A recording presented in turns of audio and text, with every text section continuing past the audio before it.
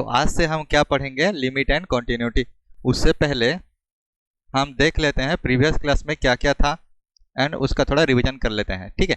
तो previous class में ये कैलकुलस का सब चैप्टर्स है। प्रीवियस क्लास में हम लोग क्या पढ़ रहे थे, सेट, उसके बाद कार्टेशियन प्रोडक्ट,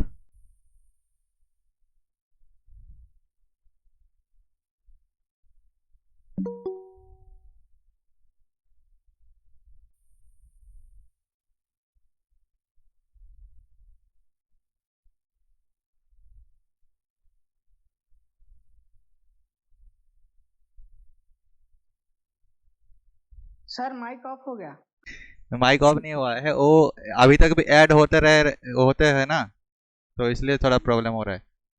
रुको थोड़ा, ठीक है।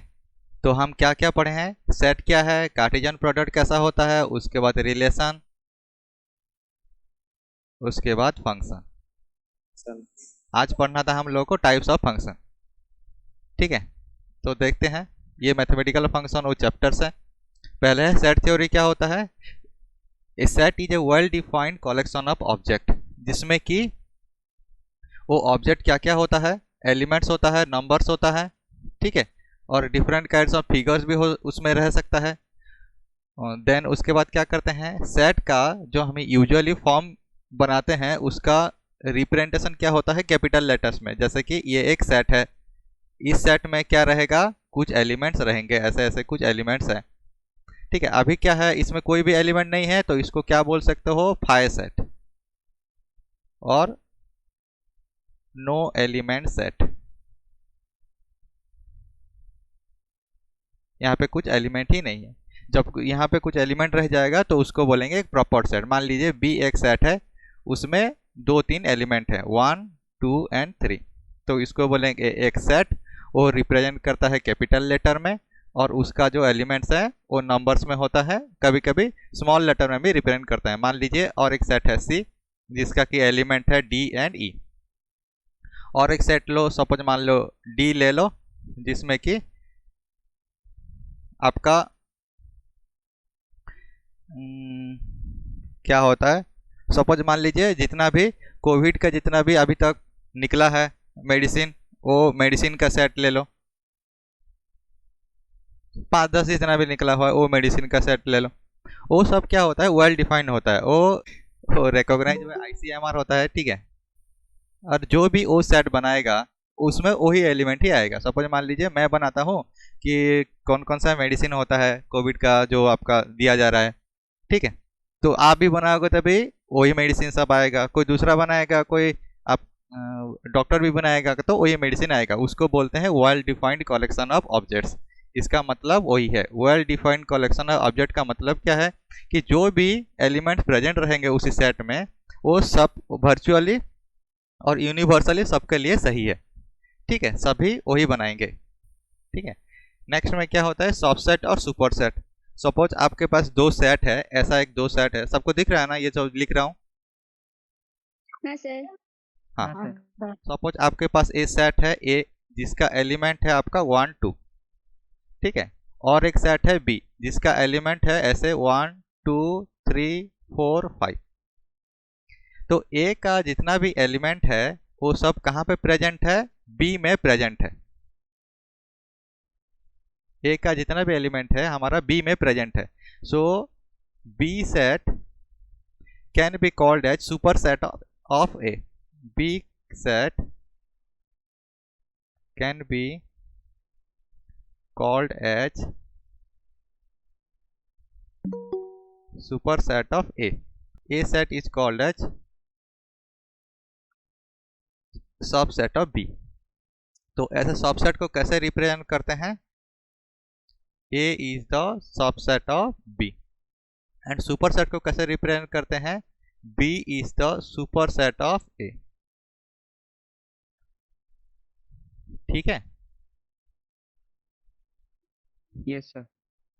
ओके, तो जब भी एक सेट प्रेजेंट होता है उसमें से बहुत सारा सुपरसेट एंड सबसेट निकल के आते हैं। सपोज ए एक सेट है, उसका एलिमेंट है 1, 2, तो उसमें कौन कौन सा सेट रहता है, देखिए ए में पहला खुद का एक सेट रहता है, ए इज ए सबसेट ऑफ ए। ठीक है, अगेन कुछ भी एलिमेंट नहीं होना भी एक सबसेट होता है ए सेट का। That means phi set is a subset of A set.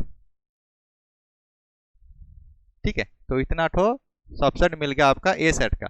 Similarly आप अगर बी सेट ले रहे हो, बी सेट में जो एलिमेंट है वो बी सेट भी एक सबसेट बनेगा खुद का बी सेट का, and phi is also a subset of b set. ठीक है, दैट मीन्स अभी देखिए फाई कुछ भी एलिमेंट नहीं है, वो भी एक एलिमेंट है बी सेट का। ठीक है, अभी Yes, sir. नेक्स्ट में चलते हैं। नेक्स्ट में क्या है, Cartesian product of two set. Cartesian product क्या होता है कि it is a set where the elements are set in a order pair. जैसे कि मान लेते हैं आपका ए सेट है ऐसा 1 and 2, एंड बी सेट का एलिमेंट है suppose a B c. Then you are asked to find the Cartesian product of a and b, a Cartesian with b. इसका मतलब क्या है कि ए का एलिमेंट पहले आएगा और बी का एलिमेंट बाद में आएगा to form a order pair. ठीक है, ऑर्डर पेयर क्या होता है, वन एक दूसरे एलिमेंट के साथ वो एक पेयरिंग में रहते हैं। ठीक है, वो पेयरिंग का मतलब क्या है, देखिए वो पेयरिंग कैसे बनता है कि सपोज ए सेट में है आपका 1 2, बी सेट में है आपका ए बी सी। वो पेयरिंग का मतलब क्या है, this one number is related to A, again one is related to B, और B set one is related to C और बी सेट। ठीक है, वही एक एक ऑब्जेक्ट का रिलेशन दूसरे सेट में होता है ऑर्डर पेयर। तो one is related to a, this one is related to B and one is related to C, becomes the order pair of A cross B। Secondly आपका और भी क्या ऑर्डर पेयर है,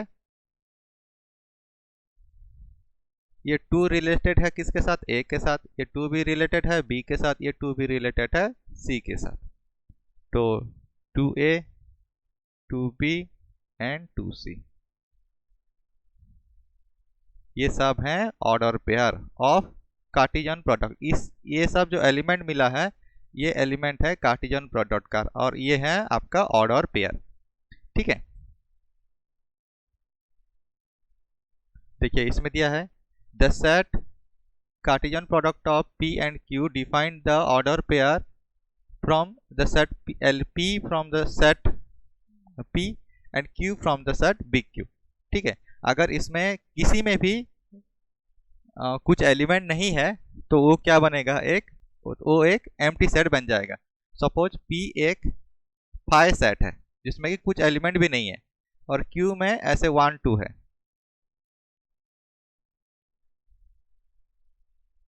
ठीक है, तो P एंड Q क्या बनेगा, P क्रॉस Q, ये बन जाएगा आपका फाई सेट। ठीक है, आपको ऐसे कार्टेशियन प्रोडक्ट करना है तो आपको 2 तो नॉन एम्प्टी सेट लेना है।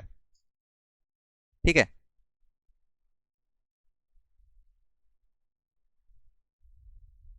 सबको दिखाई दे रहा है क्या?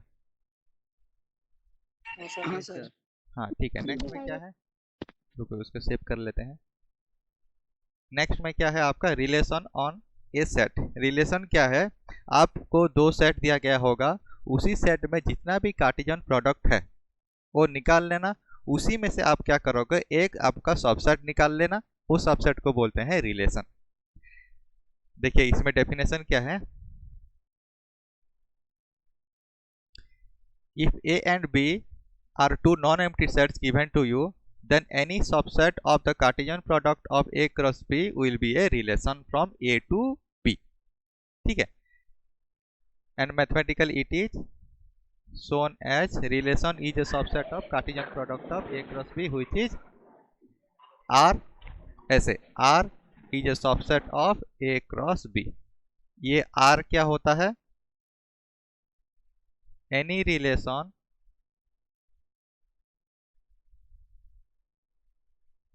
which belong to the Cartesian product of a and B.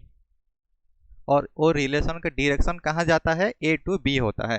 ठीक है, तो देखिए ए में दिया है 1 2 और बी में दिया है ए बी सी, तो उसका फाइनल कार्टेशियन प्रोडक्ट क्या होता है, 1a 1b 1c 2a 2b 2c, ये हो गया उसका कार्टेशियन प्रोडक्ट। उसी कार्टेशियन प्रोडक्ट में से हम क्या करेंगे, एक रिलेशन उठा के लेके आ जाएंगे, क्या 1a 2ba सेट जिसमें कि एक रिलेशन प्रेजेंट हुआ है। सेकंड में किसी और एक आप क्या लेके आ जाना, सबसेट लेके आ जाना, एलिमेंट को उठा के लेके आ जाना। R3 में और एक है, R4 में ये वाला है। These all are the relations from A to B। देखिए पहले वाले रिलेशन क्या है, इसमें ये पहला वाला फिगर देखो, 1 is related to A and 2 is related to B, ये एक रिलेशन बन गया। सेकंड में क्या है, only one order pair is present, 1 is related to C, ये वाला बन गया। थर्ड में क्या है, 2B मतलब 2 इज रिलेटेड टू B, ये एक रिलेशन बन गया। R4 में क्या है, 1 is related to A, 1 is related to A, 2 is related to C and 1 is related to again B। 1 is related to A, 1 is related to B, 2 is related to C, तो ये भी एक relation बन गया। ठीक है, relation वैसे निकालते हैं। और उसी रिलेशन में और एक एग्जांपल ले लेते हैं, ये वाला क्या है, ए सेट में प्लेयर है, कौन कौन सा, सचिन है, धोनी है, पेले हैं एंड साइना है। ठीक है, बी सेट में क्या है, गेम है। तो अभी हमको रिलेट करना है, मतलब क्या है, पहले तो आप एक कार्टेशियन बी निकालो, जितना भी आपको मिलेगा, Sachin cricket, Sachin badminton, Sachin football, then Dhoni cricket, Dhoni badminton, Dhoni football, Pele cricket, Pele badminton, Pele football, Saina cricket, Saina badminton, Saina football, इतना सब आपको कार्टेशियन प्रोडक्ट मिलेगा। ठीक है, वही कार्टेशियन प्रोडक्ट में से आपको क्या निकालना है, एक पर्टिकुलर रिलेशन निकालना है, जो कि ये कंडीशन है, player related to their games. ठीक है, तो सचिन क्या खेलते हैं, क्रिकेट खेलते हैं, धोनी क्या खेलते हैं, क्रिकेट खेलते हैं, पहले क्या है, फुटबॉल खेलते हैं, एंड साइना बैडमिंटन खेलते हैं। So this will be a valid relation. तो इसको कैसे लिखेंगे हम लोग, ये वाला रिलेशन को एक रिलेशन ऐसे आर ले आना, क्या है जो आपके दिया गया है, सचिन, ये हो गया क्रिकेट, उसके बाद धोनी क्या है, क्रिकेट, उसके बाद पेले फुटबॉल, उसके बाद Saina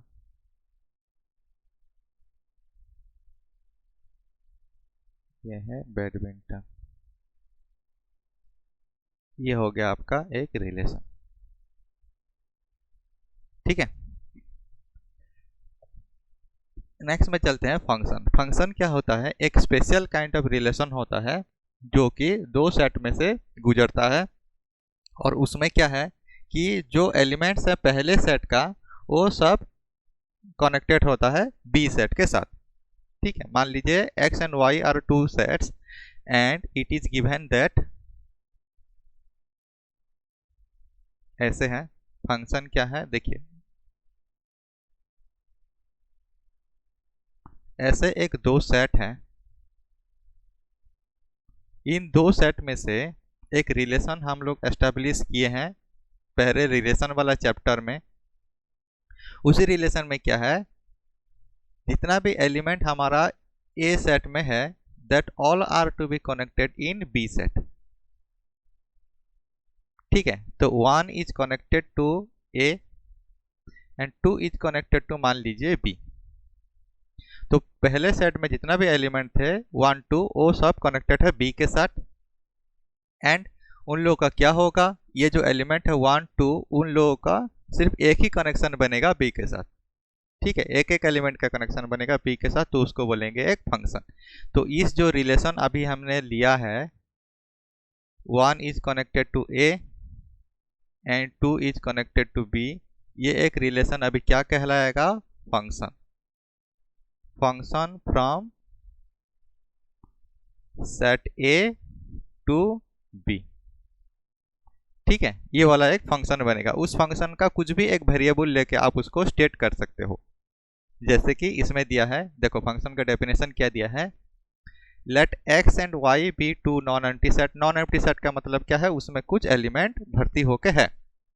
then the function of f assigned from set A, set X to set Y are sort of corresponding elements which are in X set there is a unique element on Y set।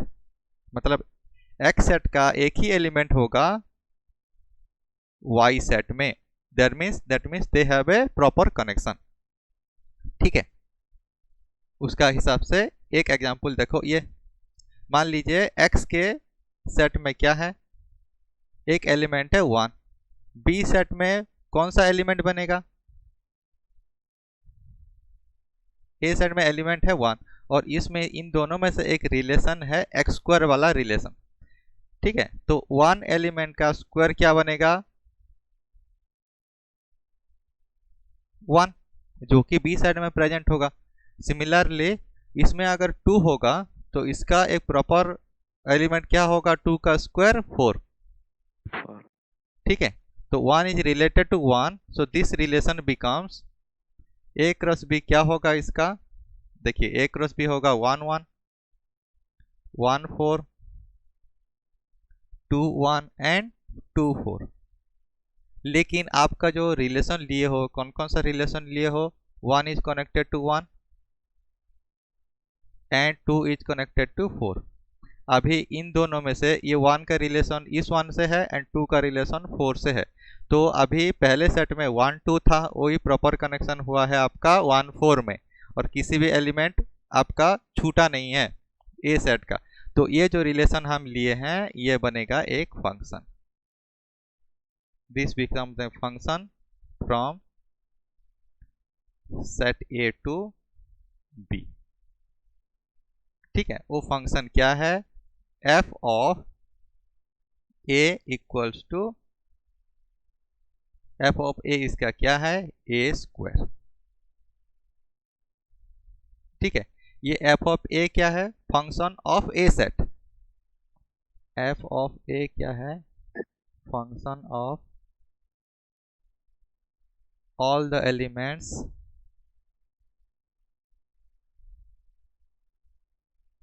Of set A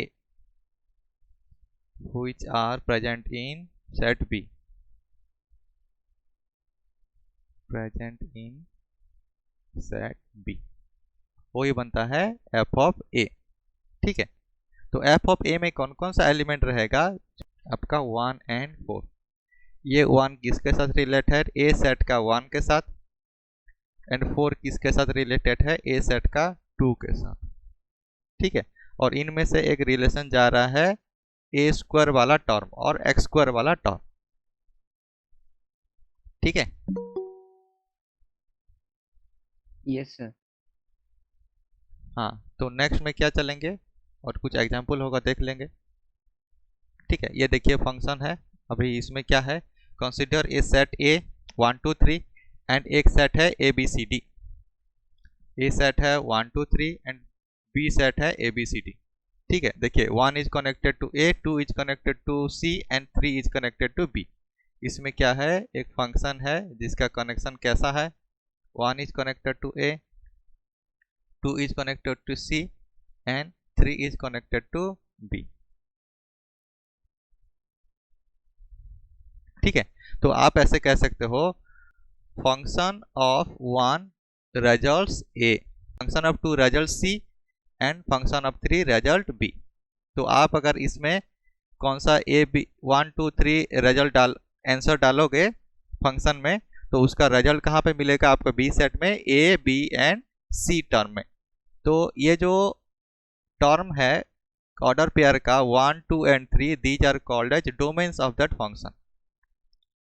domain of that function which are constructed as 1 2 and 3, ठीक है। And range means the right hand side element a c and b are called as range of that function. Range of that function will be a c and b, and codomain is the whole b set. ये b set में और जो second set में जितना भी element है वो बनता है codomain. Codomain of that function will be total element a b c d of set b.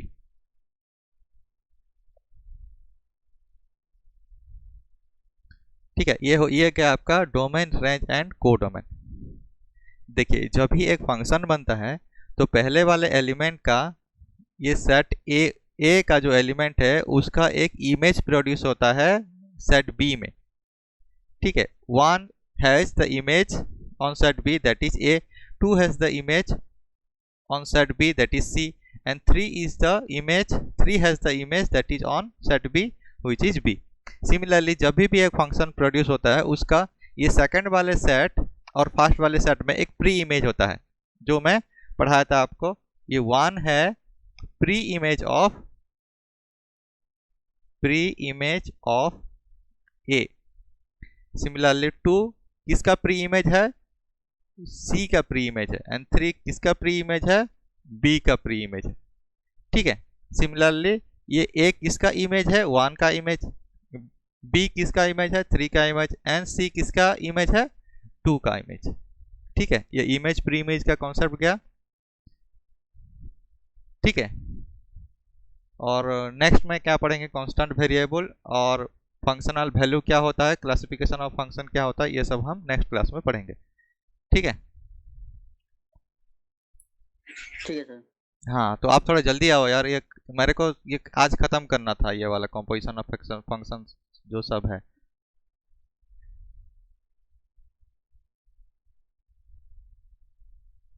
ठीक है, अभी आप लोग का कंप्यूटर या जो भी क्लास होगा वो हो जाएगा, अभी टाइम भी नहीं बचा है. थोड़ा 15 मिनट जल्दी आते तो हो जाता.